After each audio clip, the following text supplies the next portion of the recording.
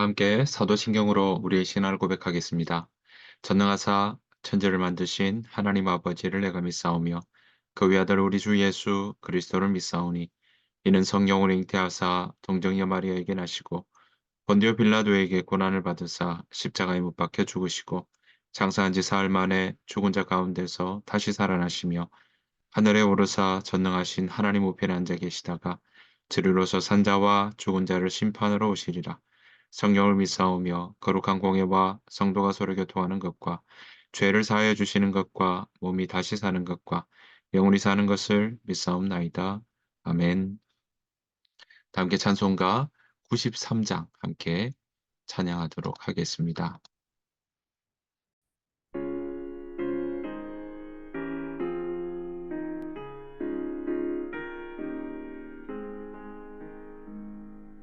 예수는 나의 힘이요 내 생명 되시니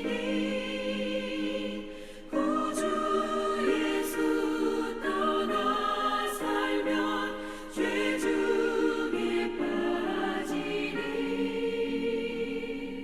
눈물이 앞을 가리고 내 맘에 근심 쌓일 때 위로하고 힘 주시리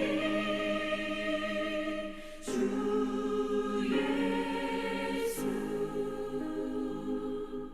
예수는 나의 힘이요 내 친구 되시니 그 은혜를 간구하면 풍성히 받으리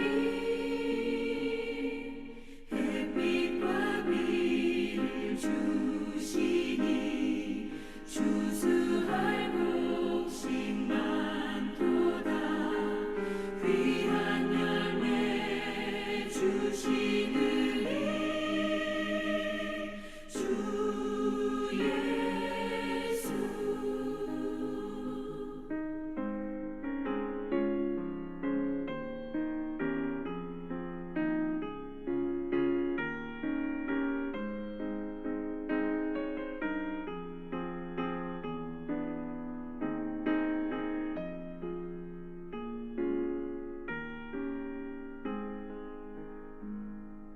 예수는 나의 힘이요 내 기쁨 되시니 그 명령을 준행하여 늘 충성하겠네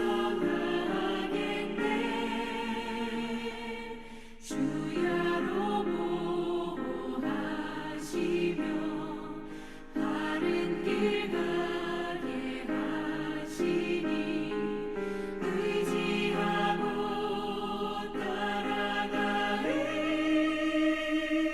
주 예수. 예수는 나의 힘이요 내 소망 되시니 이 세상을 떠나갈 때 곧 영생 얻으리 한없는 복을 주시고 영원한 기쁨 주시니 나의 생명 나의 기쁨 주 예수.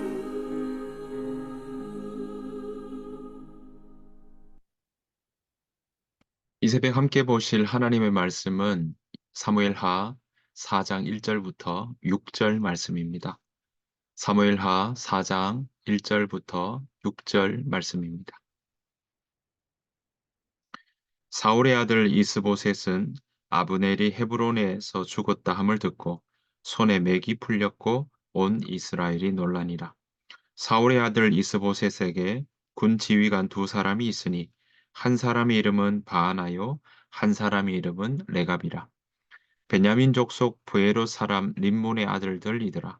부에롯도 베냐민 지파에 속하였으니 일찍이 부에롯 사람들이 깃다임으로 도망하여 오늘까지 거기에 우거함이더라. 사울의 아들 요나단에게 다리 저는 아들 하나가 있었으니 이름은 무비보셋이라. 전에 사울과 요나단이 죽은 소식이 이스라엘에서 올 때에 그의 나이가 5살이었는데 그 유모가 안고 도망할 때 급히 도망하다가 아이가 떨어져 절게 되었더라. 부에로 사람 림몬의 아들 레갑과 바하나가 길을 떠나 볕이 쬐을 때 즈음에 이스보셋의 집에 이르니 마침 그가 침상에서 낮잠을 자는지라. 레갑과 그의 형제 바하나가 밀을 가지러 온 채 하고 집 가운데로 들어가서 그의 배를 찌르고 도망하였더라. 아멘. 오늘 하루 주님의 은혜와 평강이 여러분들의 삶 가운데 가득하시기를 간절히 축복합니다. 오늘 사무엘하 4장의 말씀입니다. 3장에 이어서 4장으로 넘어오면 점점 사울의 그 일가가 집안이 몰락하게 되는 그런 모습들을 그리고 있습니다. 급기야 오늘 4장에서는요, 이스보셋이 이제 죽음을 맞이하게 되는 그 일들이 나오고 있는데 함께 살펴보기를 원합니다. 3장에서 우리는 이것을 보았습니다. 아브넬이 이스보셋에게 같이 있을 때 이 아브넬이라고 하는 이 장수가 사울의 첩을 이제 자기의 첩으로 삼는 일이 있었습니다. 그래서 사울의 왕의 첩 리스바를 그렇게 자기의 첩으로 삼는 일들을 보면서 이스보셋이 한마디를 하게 되죠. 그때 이 아브넬이 오히려 화를 냅니다. 왜 화를 내냐면 그렇게 자기의 마음에는 이미 이 왕에 대한 그런 권력에 대한 욕구가 있었던 것이죠. 사실 왕의 첩을 자신의 첩으로 삼는다라는 것 자체가 이미 왕권에 대한 욕심이 있다라는 그런 의미가 이 가운데 담겨 있었던 것입니다. 그래서 사울 왕의 아들 이스보셋은 바로 이 아브넬에게 그렇게 항의를 하고 또 그 부분에 대해서 문제를 지적했던 것이죠. 그런데 이 부분에 대해서 아브넬은 오히려 도리어 화를 내면서 이스보셋에게 내가 다윗에게 너를 넘겨줄 수 있었는데 넘기지 않았는데 나에게 이렇게 할 수 있느냐라고 화를 내게 되고요. 또 이 사울의 왕가를 오히려 다윗에게 넘길 수 있다. 지금이라도 넘길 수 있다라는 이야기들을 하는 것을 보게 됩니다. 그러다가 이 아브넬은 다윗에게로 넘어가게 되죠. 그 다윗에게로 넘어간 아브넬은 결국 요압 장군에게 바로 살해당하게 됩니다. 죽게 되는 일이 일어나게 되죠. 자, 그 일 이후에 4장 1절이 바로 그렇게 연결되고 있습니다. 아브넬이 죽었다라는 이야기들을 듣게 되자 이 이스보셋은요, 맥이 풀렸다라고 이야기하고 있습니다. 손에 힘이 풀렸다라는 거죠. 우리가 충격적인 사실을 듣거나 또는 그런 상황에 놓일 때 갑자기 힘이 쭉 빠졌다라고 하는 이야기로 우리는 생각해 볼 수 있겠습니다. 왜 이랬을까요? 자기의 아버지의 첩을 그렇게 자기의 첩으로 삼았던 아브넬에게 문제점을 지적하고 항의했던 그런 이 이스보셋이 왜 이렇게 아브넬이 죽었다 하는 말에 맥이 풀리고 손에 힘이 떨어지고 툭 주저앉을 만큼의 그렇게 그 마음에 낙담이 되었을까요? 그것은 바로 이 이스보셋이 아브넬을 의지하였기 때문에 아마 그랬다라고 우리는 짐작해 볼 수 있습니다.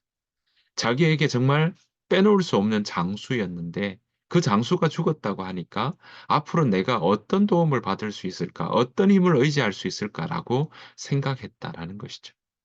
그렇게 맥없이 힘 풀려 있을 그때에 그 일 이후에 점점 이 이스보셋에게도 죽음의 그런 그림자가 드리우기 시작합니다.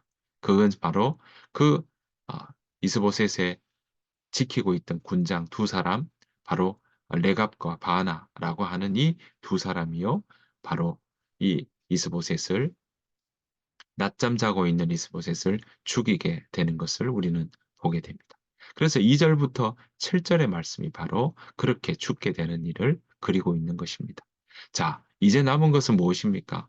네, 남은 사람은 바로 요나단의 아들 무비보셋이라고 하는 아들 외에는 없습니다.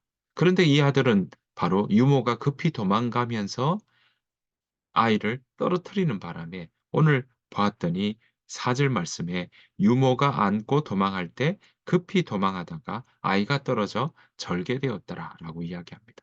그 말은 왕 위에 오를 수 없는 그런 상황이다라는 것을 우리에게 가르쳐 주고 있는 것입니다. 자, 그러면 이스보셋도 이 레갑과 바하나 이 베냐민 지파의 사람들에게 칼에 찔림을 받아서 죽게 되었으니까 이제는 사울의 왕을 왕가를 이을 만한 사람은 없다라는 것을 우리에게 가르쳐 주고 있습니다. 사랑하는 성도 여러분, 이스보셋은 끝까지 사람들의 도움을 생각하고 사람들의 도움이 자기에게 필요하다고 생각했을 것입니다. 또 그것이 자기에게 가장 의지가 된다고 생각했을 것입니다. 하지만 아브넬은 오히려 자신의 권력과 자신의 욕심, 욕구를 채우기 위한 그런 모습들을 보여주었고요. 그리고 그 의지는 결국 아무 일도 아무 도움도 되지 않았다는 사실을 우리는 볼 수 있습니다. 여러분 시편 146편 3 절에서 5절 말씀 보시면 이런 말씀 나옵니다. 제가 한번 읽어 보겠습니다. 개역 개정입니다. 146편 3 절에서 5절 말씀입니다. 귀인들을 의지하지 말며 도울 힘이 없는 인생도 의지하지 말지니 그의 호흡이 끊어지면 흙으로 돌아가서 그날에 그의 생각이 소멸하리로다. 야곱의 하나님을 자기의 도움으로 삼으며 여호와 자기 하나님에게 자기의 소망을 두는 자는 복이 있도다. 여러분 이 말씀 어떻습니까? 귀인들, 왕들에게 의지하지 말라라고 이야기하는 말입니다. 도울 힘이 없는 인생이라고 이야기합니다. 그러니까 사람의 자손들을 의지하지 말라. 근데 그 사람을 뭐라고 표현하고 있습니까? 도울 힘이 없는 인생들이다라고 이야기합니다. 여러분 성경은 오늘 우리에게 끝까지 사람을 의지하는 것은 그 사람은 어떤 도움도 도울 힘이 없는 인생들이라고 우리에게 가르쳐 주고 있습니다. 그러면서 뭐라고 이야기합니까? 그의 호흡이 끊어지면 흙으로 돌아가서 그날에 그의 생각이 소멸하리라. 그러니까 숨이 떠나가면 땅으로 돌아가고 바로 그날에 세웠던 계획은 다 사라지고 만다라는 것이죠.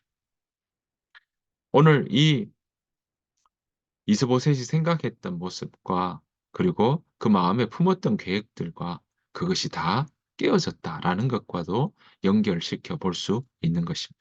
그래서 5절 말씀에 시편 146편 5절 말씀에 이렇게 이야기합니다.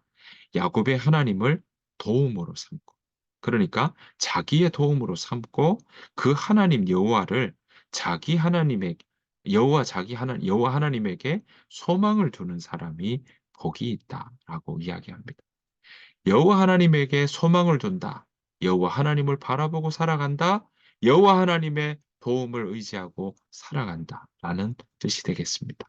그러한 뜻을 품고 살아가는 사람은 그러한 소망을 가지고 살아가는 사람은 바로 복이 있는 삶이다라고 우리에게 가르쳐 주고 있는 것입니다.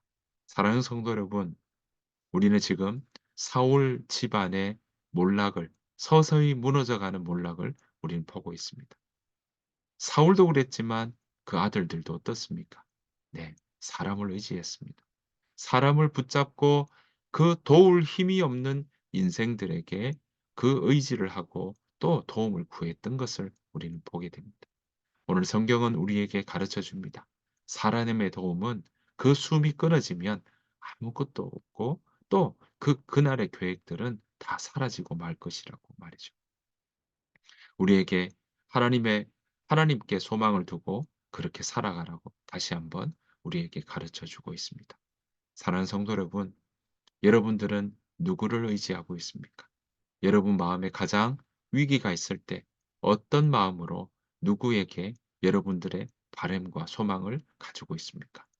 바라오기는 오늘 시편의 고백처럼 도울 힘이 없는 인생을 돕는 의지하는 것이 아니라 우리 여호와 하나님께 우리의 소망을 두고 여호와 하나님을 의지하며 여호와 하나님께 그 도움을 구하며 살아가는 저와 여러분들의 삶이 되시기를, 또한 오늘 하루가 되시기를 간절히 축복합니다.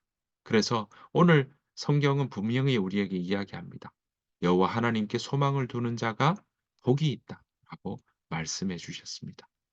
그러한 복을 누리며 또 그 복이 어떤 복인지를 정말 이 땅, 이 자리에서, 여러분들의 삶의 자리에서 온전히 경험하며 살아가는 저와 여러분들의 삶이 되시기를 간절히 축복합니다.